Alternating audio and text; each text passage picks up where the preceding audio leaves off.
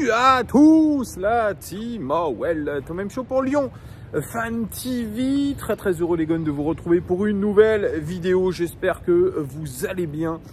C'est Let's Go This Friday ce qui dit vendredi, dit conférence de presse de l'Olympique Lyonnais. On va en parler dans cette vidéo comme chaque vendredi. Enfin, quand le match a lieu le dimanche, parce que c'est 2 jours avant un match. Avant toute chose, j'aimerais vraiment vous remercier. Vraiment, vous avez été extrêmement nombreux à commenter ma vidéo d'hier sur le fait que j'ai croisé un joueur de l'Olympique Lyonnais. Et vous êtes comme moi abasourdi par les commentaires, par finalement cette non-implication de ce joueur qui reflète sûrement autre chose, qui reflète sûrement d'autres pensées dans le groupe, et c'est ça qui fait le plus flipper, parce que cette saison, vous le savez, on le répète, on joue le maintien. Et aussi, vous pouvez gagner le maillot Vintage Collector de l'Olympique Lyonnais, concours non sponsorisé, je vous le répète les amis, non sponsorisé ni par Adidas ni par l'Olympique Lyonnais. Vous allez dans l'onglet communauté et vous avez juste à être abonné à la chaîne, ce qui est déjà pas mal, être abonné et surtout mettre le maximum de commentaires. Je compte sur vous. On est quasiment à 7000 commentaires. C'est pour vous dire la dynamique autour de tout ça. Donc merci à vous en tout cas. C'est très chouette. Allez, je reviens sur cette conférence de presse de Fabio Grosso et d'Enrique. Qui était très attendu, Fabio Grosso, attendu au tournant, avec beaucoup de questions évidemment autour de ce qui s'est passé à l'entraînement cette semaine, à savoir après les propos de Jérôme Roten qui disait avoir eu différents joueurs du vestiaire lyonnais pour se plaindre de la charge de travail, pour dire que Fabio Grosso était l'un des entraîneurs les plus nuls qu'ils aient eu, etc.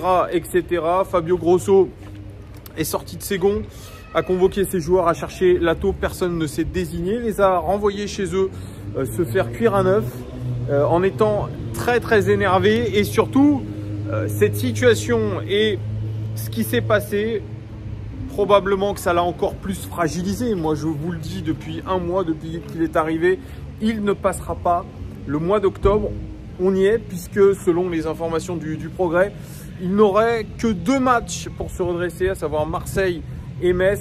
Moi, je pense qu'il y aura grosse défaite contre Marseille et probablement qu'il va sauter après cette défaite. Il le sait, il est fragilisé. Il en a parlé, mais il a tenu quand même à calmer les choses. Alors, je vous ai sorti quand même quelques déclarations de Fabio Grosso qui avait sûrement mûrement travailler tout ça, puisque ce sont des éléments de langage. Il dit: le vestiaire est le lieu où on construit le futur, c'est déjà dur, et si l'on se met en danger, ce n'est pas bon. On en a parlé avec les joueurs, on était ensemble depuis ce matin et c'était plus nécessaire de s'entraîner. Donc il parle de la séquence qui a lieu dans la semaine. On doit oublier ça et aller de l'avant. Donc il fait amende honorable, il essaye de passer un petit peu l'éponge. Il dit: il y a eu beaucoup de choses autour de tout ce qui se passe ici, mais le plus important, c'est la direction où je veux aller, où on veut aller tous ensemble. On n'a pas de temps, plus de temps pour prendre des points, mais on essaye de faire de notre mieux chaque jour. Donc il est parti sur un discours hyper positif. Notre ami Fabio Grosso, il ne peut faire que ça finalement. On repart dans la méthode Coué en se disant: allez, les joueurs sont avec moi, allez, on est tous ensemble, allez, on va le faire. Et au final, on sait très bien que c'est complètement faux, parce que vraiment cette séquence, elle fait extrêmement mal à la réputation de Fabio Grosso, à son crédit qu'il a, au fait surtout bien qu'il n'a pas gagné un match depuis qu'il est ici, mais l'OL n'a pas gagné depuis quelques mois, vous le savez. Alors il dit: c'est important pour jouer ce genre de match-là, il faudra bien défendre, mais avoir aussi les armes pour bien attaquer. Il dit: on sait qu'on va rencontrer une équipe forte, construire pour réussir un bon championnat. Il y a une grande ambiance là-bas, mais on a les qualités si on est costaud et avec un super état d'esprit pour faire quelque chose là-bas.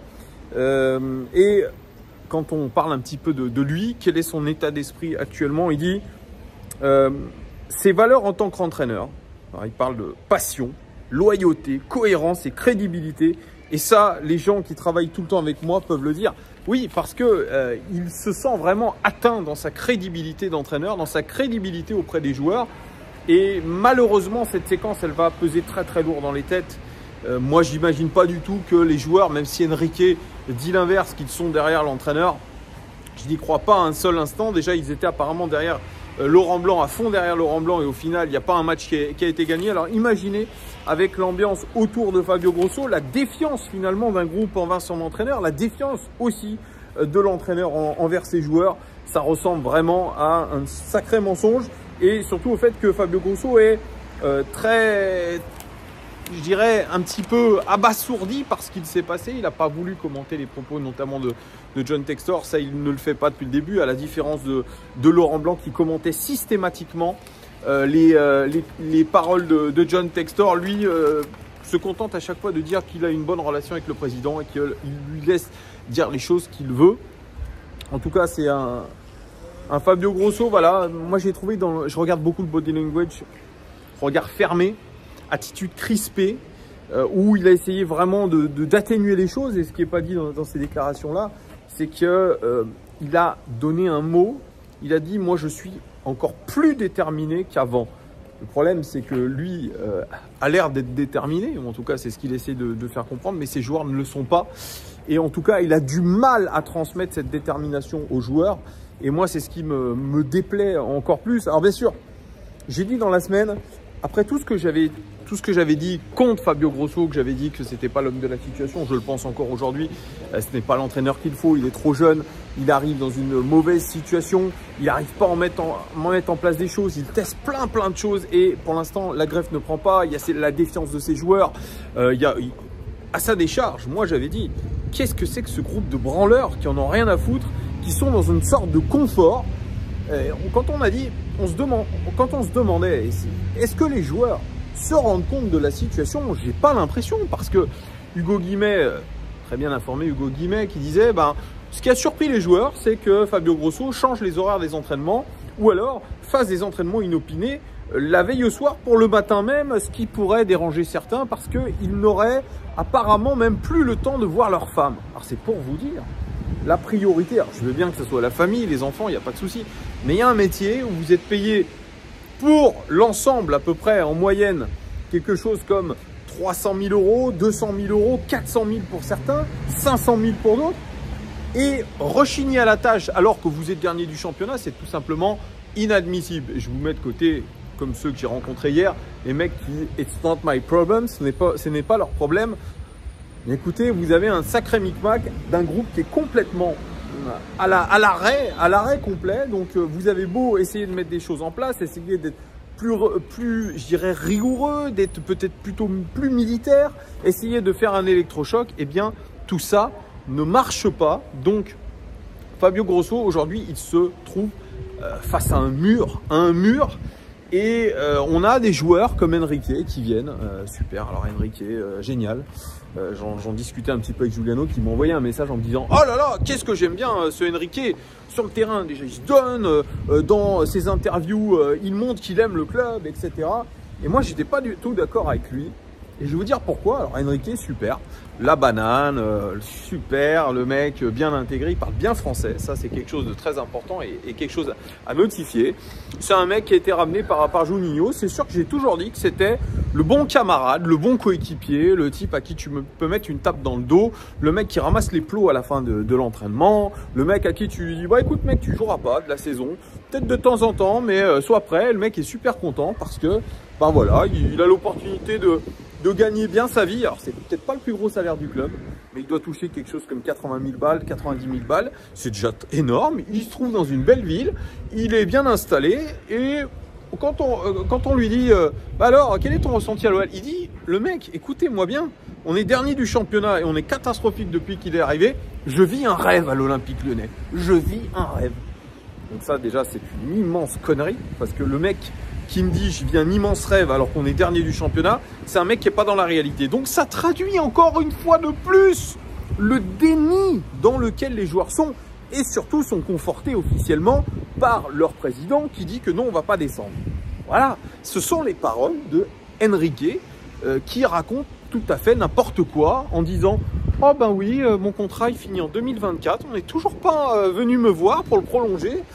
Surtout que je me sens super bien ici, je suis dans un rêve, je me sens bien, ma fille elle est née à Lyon, elle est lyonnaise, donc voilà, je me vois bien encore manger mes 90 000 euros, tranquillement pépouze, Voilà, même si le club descend, je suis dans une belle ville, etc. Mais n'importe quel d'entre vous, les gars, qui me regardez, on aimerait être dans une belle ville, toucher 90 000 balles, voire même le minimum syndical à l'Olympique Lyonnais quand vous êtes pro, je crois que c'est quelque chose comme 20 ou 30 000 euros par mois. Pépouze, on va vite fait s'entraîner, pas besoin de trop se fatiguer. Hein, les gars, c'est un entraînement tous les jours, on double quelquefois les séances, on rentre chez soi tranquillement dans les Monts d'Or ou dans les beaux quartiers, on se repose chez soi, on peut voyager quand on veut, on peut acheter des beaux vêtements, on peut, voilà. Ça, c'est bien, c'est top. Bah, alors là, tout le monde aimerait faire ça. Ah, c'est sûr que Enrique, il vit une vie de rêve et je pense que pas mal d'entre eux vivent une vie de rêve. Voilà, à rien foutre, toucher un salaire extraordinaire. Donc je suis désolé, moi les paroles d'Enrique, elles sont encore plus catastrophiques. Et même s'il a l'air sympathique, eh bien je trouve ça complètement déplacé. Déplacé. On est dans le déni le plus complet dans cette équipe. Et le mec pense vraiment que c'est super. Bah oui, on va descendre. Mon contrat est fini. Bah putain, c'est bizarre, hein. Les dirigeants sont pas encore venus me voir. Oh là là, pourtant qu'est-ce que j'ai été bon contre Clermont. Ah, je comprends pas. Ah les gars, mais sincèrement, mais quelle équipe de bras cassés on a. Quelle équipe de mecs sans personnalité, sans charisme, qui finalement profitent du club allègrement et n'en ont rien à foutre. Alors bien sûr, lui, il peut dire « Ah oui, on est tous derrière Fabio. Ah oui, on est tous derrière Fabio. Vous inquiétez pas, on n'a pas lâché. » Arrête de te foutre de notre gueule un peu. Arrête de te foutre de notre gueule. Voilà, moi j'ai l'impression vraiment... Mais on vit vraiment dans une pièce de théâtre, une mauvaise pièce de théâtre, où personne eh bien, n'est conscient de ce qui se passe. Voilà, donc on va aller à Marseille prendre une énorme fessée. Je le dis, Marseille qui s'est relancé en Europa League en gagnant contre l'AEK Athènes d'une belle manière. Ils ont perdu certes la semaine dernière, ça c'est vrai, contre Nice. Mais ils vont venir, on va aller chez eux, on va prendre la bonne fessée qu'on mérite. Parce que c'est tout ce qu'on mérite après des semaines aussi pourraves, avec tout ce qui se passe dans la presse, etc. Toutes les langues, tous les mecs qui se lâchent, hein. Et le Enrique qui dit bah, c'est normal, au final, comme on est dans une mauvaise situation, c'est normal qu'il y en ait des gens qui parlent dans la presse parce qu'ils sont pas contents. Ah d'accord. Donc oui, je suis désolé pour ceux qui soutiennent Enrique comme Giuliano. Ben non, moi je trouve que le discours est absolument effroyable, encore une fois. Mais il n'y a rien qui va dans ce club. Ne cherchons pas la 11 positif.